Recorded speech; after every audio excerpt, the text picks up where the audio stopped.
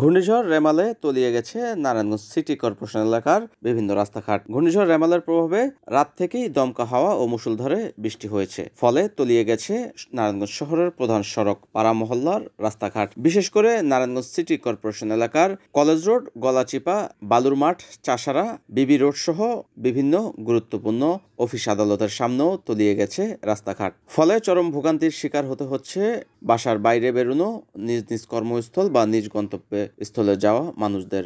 সকাল থেকেই সকল প্রকার যান চলাচল ছিল একেবারেই সামান্য। রিক্সা, অটো, সিএনজি চালকরা ভাড়া হাঁকাচ্ছে দ্বিগুণ। রিক্সা বা অটোরিক্সা না পেয়ে অনেকেই এই জমানো পানি দিয়েই হেঁটে চলছে নিজ নিজ গন্তব্যে। এছাড়া জরুরি কাজ ছাড়া বাসা থেকে বের হচ্ছেন না কেউ। সরজমিনে এমন চিত্র দেখা গেছে নারায়ণগঞ্জ সিটি কর্পোরেশনের 13 নং ওয়ার্ড থেকে শুরু করে চাষারার বিভিন্ন এলাকাতে।